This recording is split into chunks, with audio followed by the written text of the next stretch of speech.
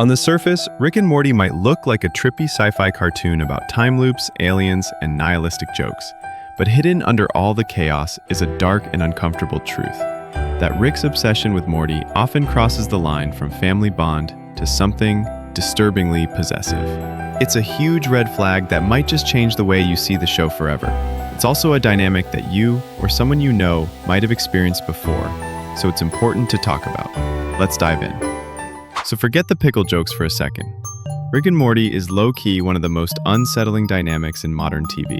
See, Grandpa Rick's fixation on his grandson Morty tilts from family loyalty into something that reeks of possession. Take the episode Close Rick Counters of the Rick Kind, one of the clearest moments where the show shows us how messed up Rick's relationship with Morty really is. In this episode, we see the Citadel of Ricks, a place where tons of Ricks and Mortys live together. But it's not all fun and games. Here, Mortys aren't really treated like family. Instead, they're used like shields to protect the Ricks. Mortys help hide the Ricks' feelings and weaknesses. They're kind of like emotional tools that get used and thrown around. But at the same time, Ricks need them to survive. When Rick's Morty is kidnapped, Rick gets super angry. But it's not just normal grandpa anger. It feels more like he's scared someone might take his property. Morty isn't just his grandson. He's Rick's emotional crutch. Rick's rage shows that he needs Morty to keep himself together. Morty listens to him, goes on adventures with him, makes Rick feel less alone. But this isn't a healthy relationship. It's more like Rick owns Morty emotionally, and that's a huge problem. The Citadel jokes that Mortys are disposable but necessary, and that's really sad when you think about it. Morty gets used over and over because Rick can't live without him. This makes you wonder, when does love cross the line and turn into control? And if it does, perhaps it's not really love at all. Now let's talk about the vat of acid, probably one of the darkest moments between Rick and Morty. In this episode, Morty finally tries to take control and make his own choices, but Rick refuses to let him. Instead of just letting Morty learn from his mistakes like a normal person, Rick sets up this twisted game where he punishes Morty over and over and over. He keeps messing with Morty's head, pushing him to the edge, just to prove a point. Morty's screaming and breaking down aren't just for laughs. They show real pain and fear. This isn't just funny sci-fi anymore. It's emotional abuse. Rick has trapped a person who's supposed to be under their care, refusing to let them grow or be free. It seems funny on the surface, but when you look closer, it's a clear example of manipulation and abuse. Think that's crazy? Wait till we get into Get Swifty. This episode might seem funny and weird at first. Giant godlike aliens come and take away all the power from Earth, and suddenly Rick isn't the big boss anymore. But we quickly see that even when he's stripped of control, Rick still desperately needs Morty's approval. In this episode, we see how Morty isn't simply Rick's grandson. He's Rick's personal hype man. Morty's the one person who can make Rick feel like he's still the smartest and coolest guy around.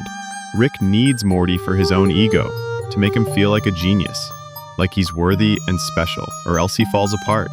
And so Morty ends up stuck forever, playing a role to boost Rick's ego and feeding his insatiable need for control and admiration, rather than being a kid with his own life.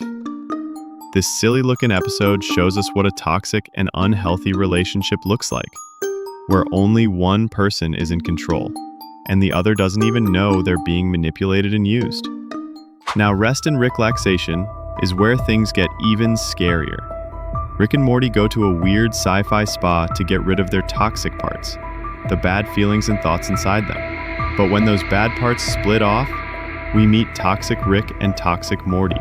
Here's the crazy part. Toxic Morty's biggest trait is his unhealthy, deep, desperate love for Rick. Not just admiration or loyalty, it's an obsessive attachment. It's codependence. Morty's whole identity is tied up in Rick in a way that doesn't feel like normal family love. It's an abusive relationship, where Morty is stuck loving Rick, even needing to love Rick, even when it's bad for him.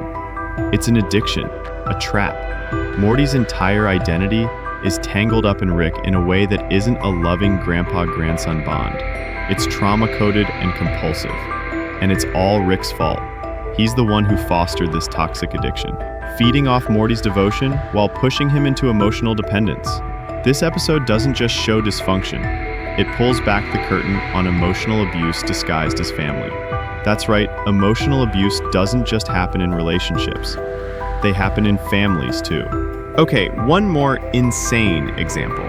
In episode 9 of season 6, a Rick in King Mortar's Mort, Morty gets crowned as the big hero, powerful, praised, and in control. But instead of being happy for his grandson, Rick gets jealous and starts messing with Morty's success.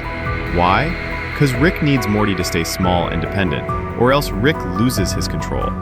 Morty growing up and shining threatens Rick's place in his life and makes him feel insecure. This episode reveals that Rick's love only exists if Morty stays weak. When Morty becomes strong, Rick lashes out because his ego can't handle it. It's the opposite of healthy love. Instead of supporting Morty's growth, Rick sees it as a betrayal. Again, that's emotional abuse hiding behind family drama. Oh, and can we just talk about how Morty tries to break free from this sick bond and how it blows up in his face? In the episode Rick Potion number 9, Morty asks Rick for help to make Jessica fall for him. But Rick's so-called help causes a huge disaster that almost destroys their entire world. Instead of fixing it, Rick just abandons everything and runs away. In the end, they have to bury the other versions of themselves, an act of cosmic gaslighting, because Rick makes Morty believe that all this crazy, scary stuff he's going through is just normal. What the bleep? Except, this stuff happens in real life all the time. Which leads us to the whole point of this video. Guys, the show Rick and Morty is genius and twisted on so many levels. But at its very core, Rick and Morty isn't just a chaotic and hilarious sci-fi comedy. It's a story about a dangerous and toxic relationship that's disguised as family. If you look beneath the surface, you'll see Rick's constant need to control Morty, his emotional manipulation, his refusal to let Morty grow up, and his sabotage of Morty's success and independence. It all points to one ugly truth. This isn't love, it's abuse.